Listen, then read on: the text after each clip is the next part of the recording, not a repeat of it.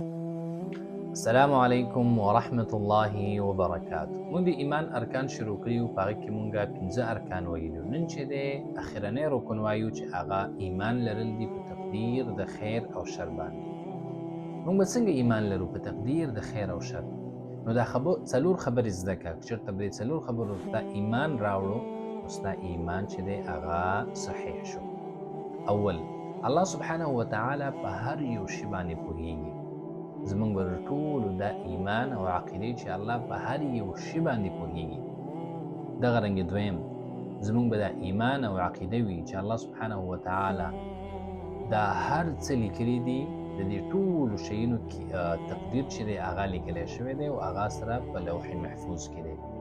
الله سبحانه وتعالی فرمایي: الم تعلم ان الله يعلم ما في السماوات والارض ان ذلك في كتاب ان ذلك على الله يسير. دا رنګ حدیث کې راځي، نبی کریم صلی الله علیه وسلم فرمایي: الله سبحانه وتعالی د ځمکې او اسمانونو د پیدایښت نه مخکې 50,000 کاله مخکې د دې تقدیر لیکلی، د ټولو شیانو د ټولو مخلوقاتو تقدیر الله سبحانه وتعالی لیکلی دی. دغه رنګ بل حدیث کې راځي، اول شی چې الله سبحانه وتعالی پیدا کړ هغه څه شی؟ قلم. او قلم ته وفرمایل الله اکتب، ولیکه. قلم ته فرمایله ای الله زه څه شی ولیکم؟ الله سبحانه وتعالی ورته وفرمایل وایي د هر یو شي تقدیر ولیکه د قیامت ورځې پورې. نو قیامت ورځې پورې څومره شیونه راځي د دې ټولو تقدیر لیکلی شوی دی.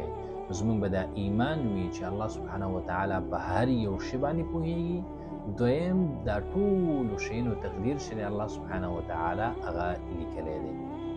دریم، زمونږ به دا ایمان وي چې دا څومره کائنات دي دا د الله سبحانه وتعالی په مشیت او اراده باندې، الله سبحانه وتعالی په اراده باندې دا چلیږي.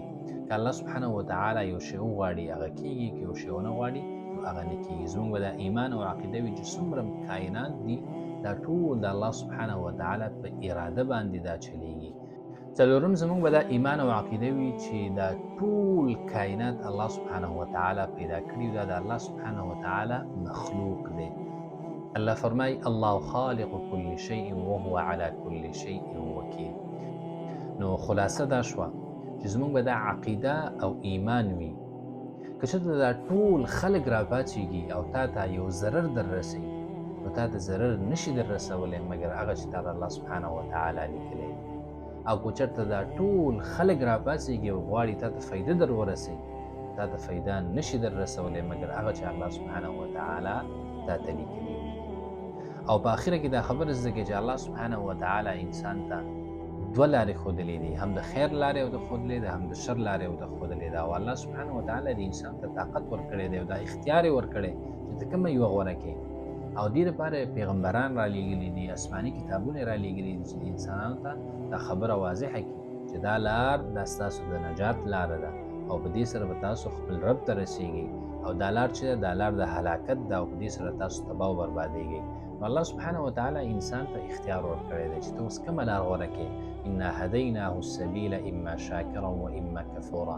او د دې وضاحت یې ورته کړی چې د دې لار باندې که ته ځې نو انجام یې دا دی، او که چې ته په دې لار ځې نو انجام یې دا دی.